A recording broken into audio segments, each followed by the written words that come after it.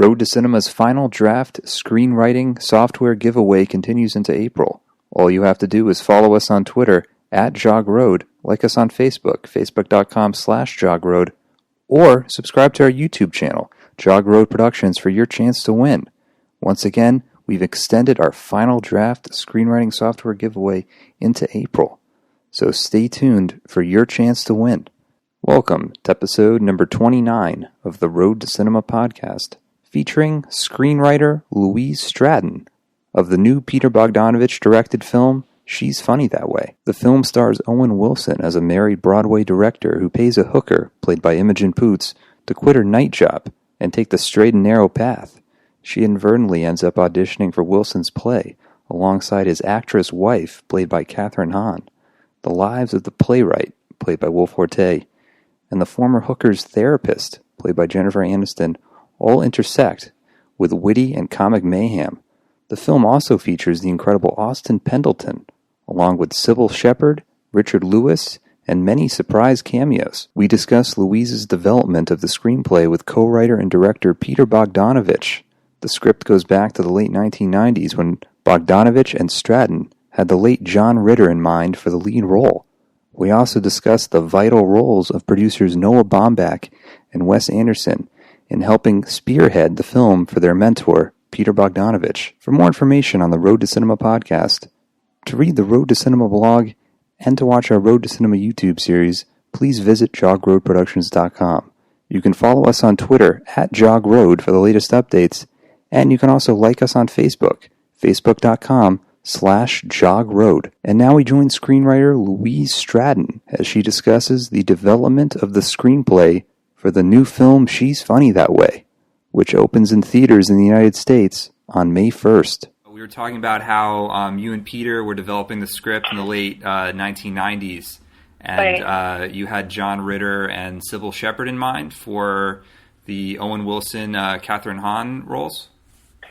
Yeah, exactly. And Peter and I were, it was sort of like towards the end of our marriage, and we wrote the script, and it was like, it was a bittersweet time. And John Ritter was just a really dear friend to Peter and myself, and was just incredible, friends with my sister Dorothy. And I don't know if you ever saw They All Laugh, but...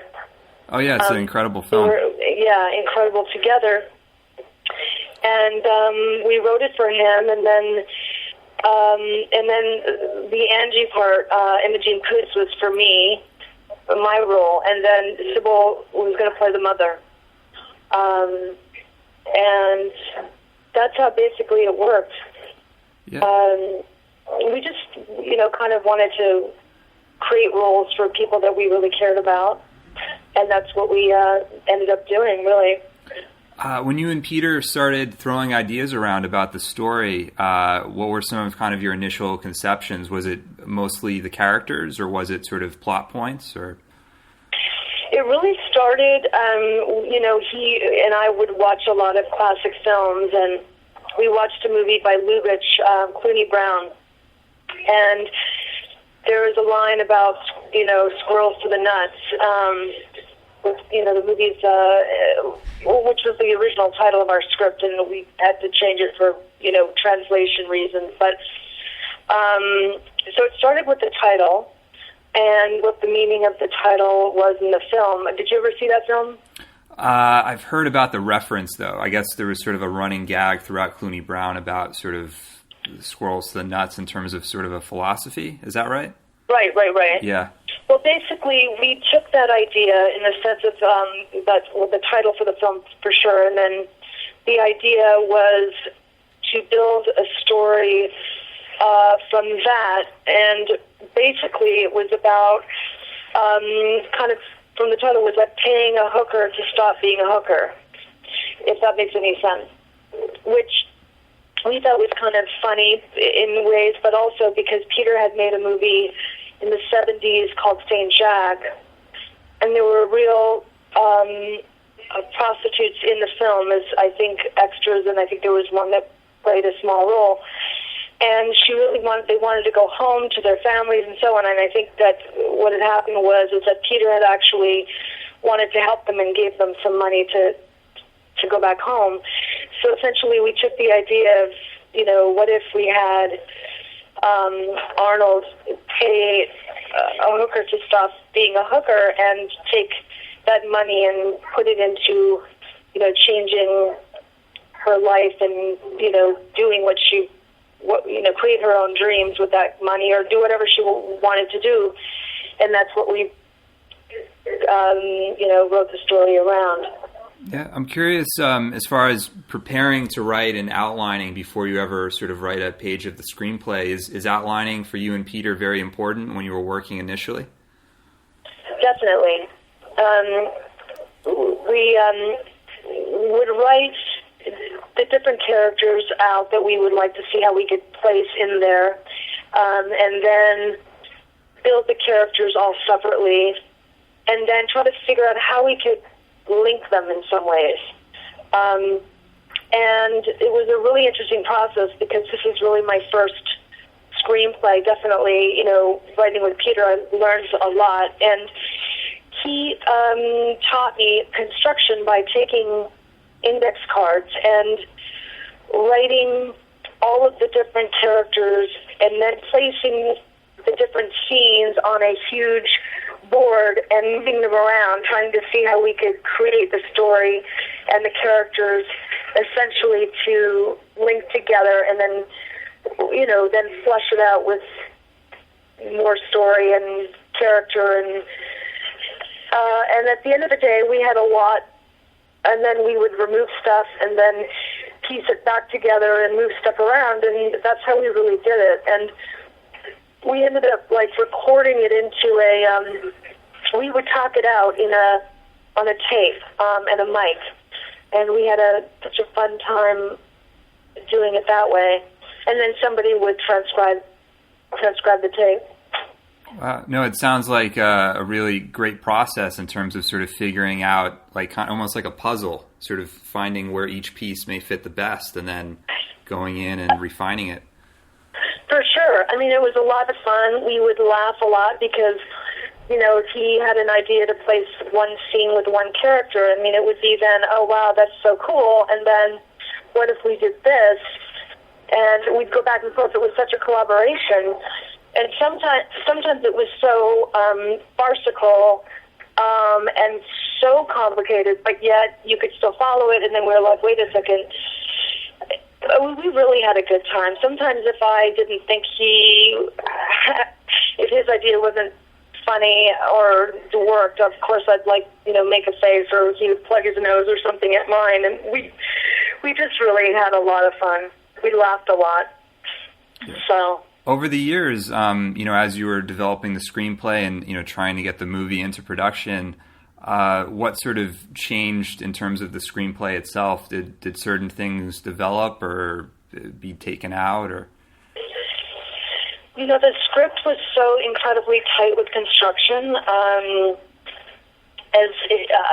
Over the time, it was almost like a perfect constructed script, and people would read it, they'd laugh out loud. We have a table reading at John Ritter's house with a bunch of his friends, and I played, read my part, he read his part, and so on, and it was just brilliant. It was really flowing, really funny, and then we kind of shelved it, I think, at one point when John, after John died, we sort of stopped pursuing it, and then I think we had it optioned at one point, and we were trying to figure out who could play it, because it's not about a stand-up comedian, and we needed somebody who could be attractive, but not really out. We just wanted a guy who would be a regular guy, but that could do physical, who would move well, who could and Owen Wilson was just, came along. Well, the first time we optioned it, we couldn't figure out who to play the part. It was hard, because John, it's how do you top John Ritter? And then, years later, Peter and Owen became very good friends, with Wes Anderson and so on, and we went through the script and we took out some scenes that I really didn't want to part with, but it made sense. We had to sort of trim it down, and well, at that point also, I was not right for the role anymore, so it was just about me producing it, and was just thrilled that we were going to make it. Yeah. When Owen came on, was there any sort of refining in terms of dialogue or sort of trying to tailor it, for his voice in a way? The thing is that Owen's a writer, and Peter's very open, and I totally was open to having Owen, say this is something that he wouldn't say, or maybe he really had a lot of input in the sense of the way he would say certain things, definitely in the performance, but dialogue as well. He, and also he's incredible at improvising. So we got lucky with some stuff that he would just improvise and make up on set, and some of that stuff we ended up using. So it was pretty neat. Yeah, I'm curious about the therapist character, which sort of plays a pivotal role in the film, played by Jennifer Aniston. When I talked to Peter a few months ago, he told me that the role sort of got expanded at a certain point, and I guess that therapist character sort of became a vocal point for the whole story. Is that right? Absolutely. It's interesting. When we were writing the script, somehow that character, I remember it being my idea in the sense of the therapist, and really it was based on somebody that we both, loosely based, based on somebody that we both know, and we swore that we would never tell anybody who it was, but yeah, totally. And it was just, we loved creating that character because it was like the therapist from hell, or the therapist that's so, just wrong, completely wrong with how she handles things. So, yeah, absolutely. We love that character, and everybody that would read the script would be like, loving, just like one of their favorites in the script. Yeah, what's great about it is that it's sort of, like you were saying about different characters being connected and that whole dynamic. It's interesting how sort of, every character is connected, and the therapist is almost at the center of that in a sense, where, with Will Forte and all the different people, the playwright, the director, the prostitute who's also going to the therapist, she's sort of the central figure in that whole, crazy dynamic. Absolutely.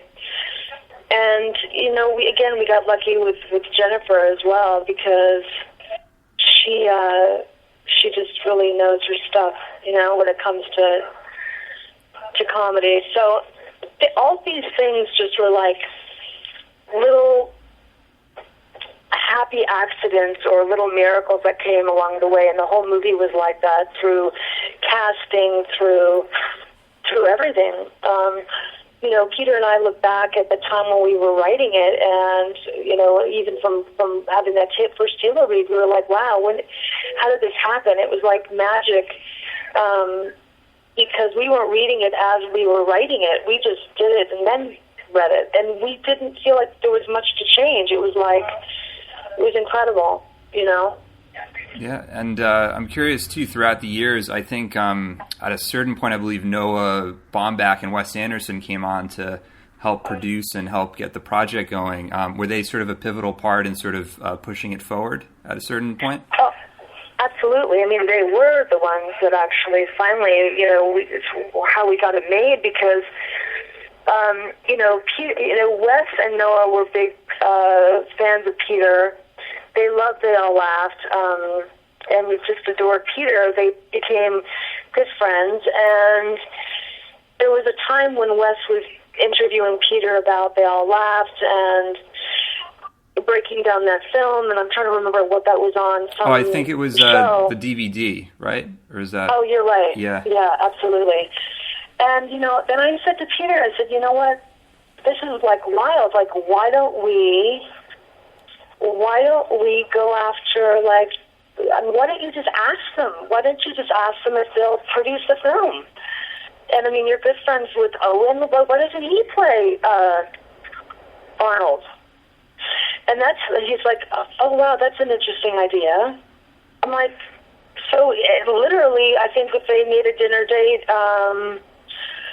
and I think it was with Noah, and then I think it was separately with Wes, and then they said, oh yeah, definitely, let's do that. And from there, things moved very fast after that. Wow. Yeah, no, it's incredible. I think Noah and Wes have been, such a connective tissue with Peter, and I know they're great admirers of Peter's work, and it's definitely influenced their own work. Oh, I mean, absolutely, because I've been around their relationship for so long now, and I could just see it season, and how much of Peter's given them in their beginnings, but certainly them full circle giving back, and it's such a nice feeling. Oh, definitely. I'm curious too, your role in the project as a producer. Were you on set a lot, sort of handling logistics at all, or? I was on set every day, and it was just a wonderful time in New York in the summer. And Peter hadn't made a feature film in quite a while, and just having this ensemble cast that was brilliant, and the feeling having to watch our dialogue become real, and then it was just amazing, and it was so fresh. It didn't feel like we had written it that long ago. I could see. It's just really amazing. It couldn't have been a better scenario, a better fit, Yeah. What was it like to see Peter sort of back in his element, now making a big feature film once again? It must have been, really thrilling for him to be in that environment. Well, it's like he just picks up where he left off. I mean, it was like, he does this so with ease that it's just so much fun. I mean, he gets up, he's very, like, the way he directs is that he's started out as an actor, and he just acts things out and is very hands-on with the actors. And being in New York, I'm sure brought a lot of memories for him from They All Laughed, and it was like, felt like, his spirit was definitely there. And then Peter's daughter, Antonia, who was one of the producers on the film as well, and she was there every day also. So that was a lot of fun. And Noah came to the set. Wes definitely was on the phone. It was really cool. Yeah. What was may have been one of your favorite scenes to watch be shot on the set? Was there any scene that comes to mind?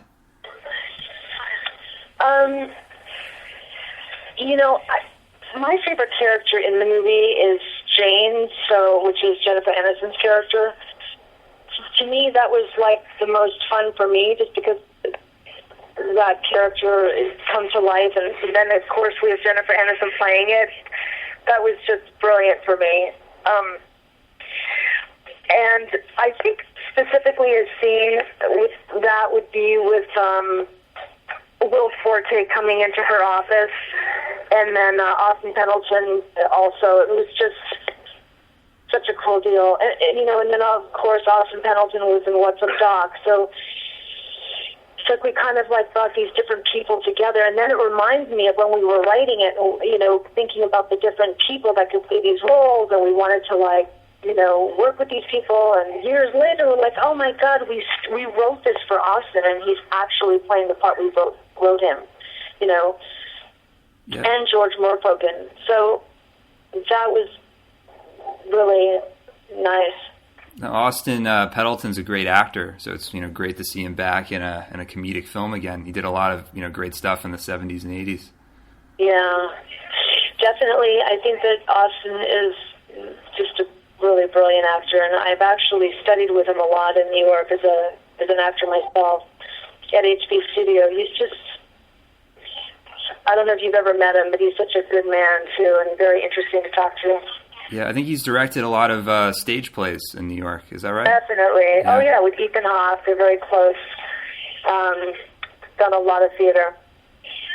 I'm really, I just hope that this movie brings Austin more out there into film, because he's just great, you know? Yeah, no, I think he's kind of one of the underrated actors who's sort of flown under the radar. But Absolutely. I think this is such a strong role for him. It should, kind of bring him out there again. Absolutely. I had dinner with Woody Allen not long ago, and we were talking, and I had sent Woody the script to read at some point before we actually had Wes and Noah.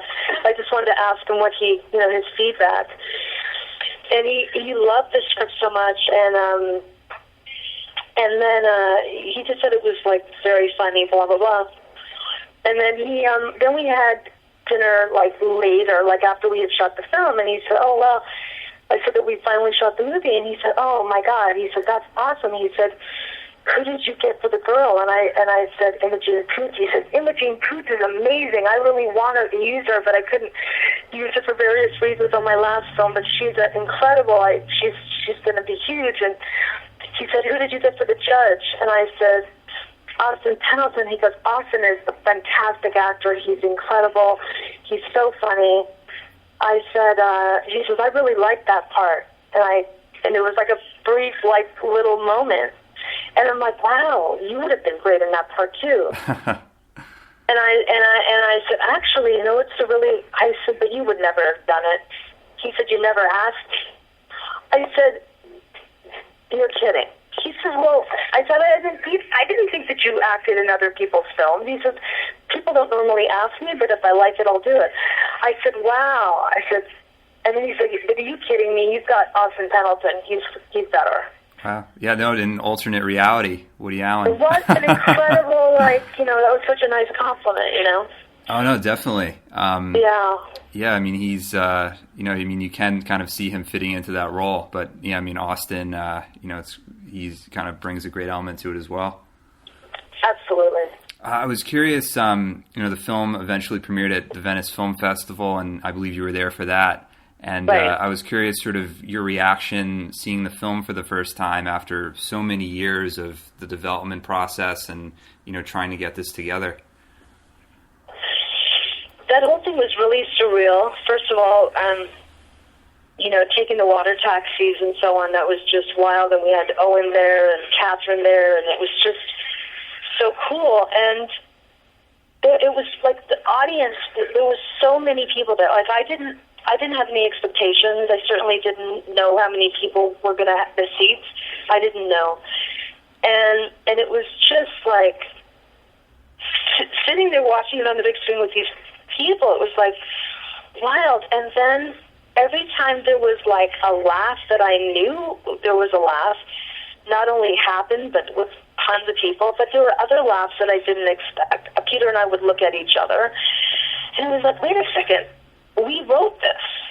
We actually wrote this at a very sort of sad time in our lives, and we wrote something very funny. And when the movie was finished, the lights came up, and everybody stood up and turned to us and started clapping and clapping and clapping and clapping. It seemed like a long time. And Wes turned to Peter, and I heard him because he was right next to Peter. I was on the other side of Peter. He goes, "What are we supposed to do?" It's kind of making me uncomfortable. What are we supposed to do? Because it went on forever. And then Owen said to Peter, "Maybe you should go down and make a speech." He goes, "I'm not going to make a speech." It was just, you had to be there. It was one of those you had to be there moments. And then they just kept clapping, and then we were just "Oh, this is wonderful." It felt so, even Catherine Hahn said, "This is I've never experienced this. This is almost out of body." It's really wild. It was. And I was just, at that moment, really so happy for Peter, really. Yeah, I think he had St. Jack and They All Laughed were at Venice. Is that right? Yes, and I was there for They All Laughed in Venice. And Colleen Camp was there. That was like a really beautiful experience too. I was like very young, but very different experience for me. Yeah, no, it's just incredible to hear. I remember I read, I think it was like almost 15 minutes or more that standing ovation happened. I was reading that in the press. It was just, yeah. Amazing. Was watching the film, was there any scene that you kind of pointed out that you thought went like even above and beyond your expectations when you wrote it, in terms of the reaction from the audience? You know, there was the only thing I can say about that is that they were laughing so much at a scene that the next joke, they didn't even hear it.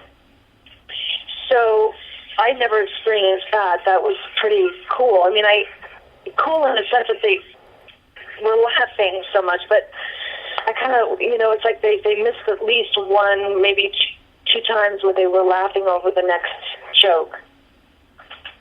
And that was different. I mean, that was just, that was something that was unexpected.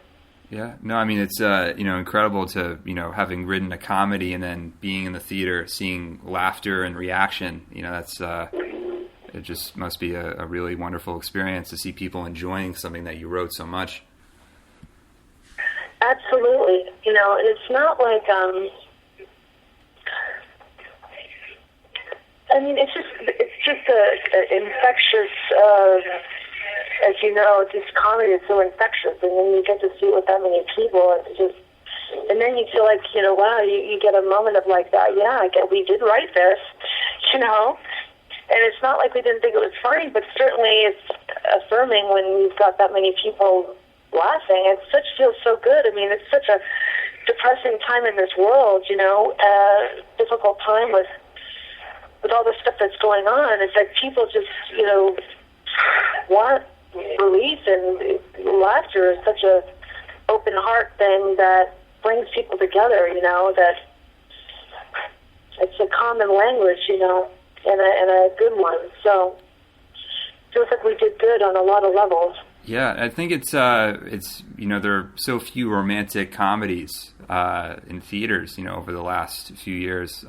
It's kind of incredible how romantic comedies have sort of disappeared. So this is really kind of a bright spot, sort of coming back into that genre in a way. It's a combo of a romantic comedy with some farcical sort of screwball with that. And it's such a beautiful thing, because I think that people can really relate to it. I mean, maybe it's a little bit stretched out a bit, but everyday people have, hopefully, I mean, people laugh and they have moments like their own moments that are, situational or coincidental or, whatever it is.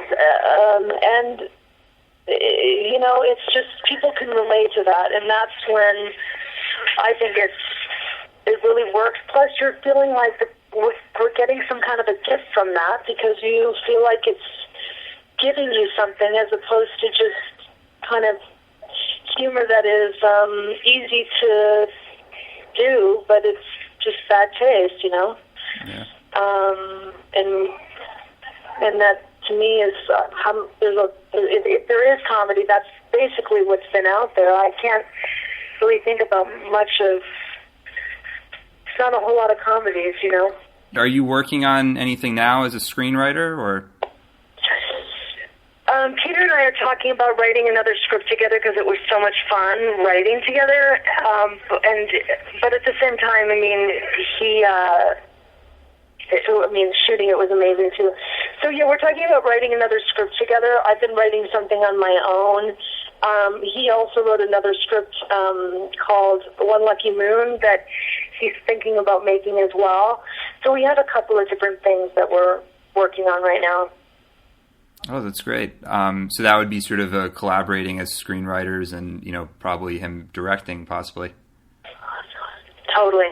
And sometimes I think that we also want to write something that we want to produce and get somebody else to direct. So there's several different things happening.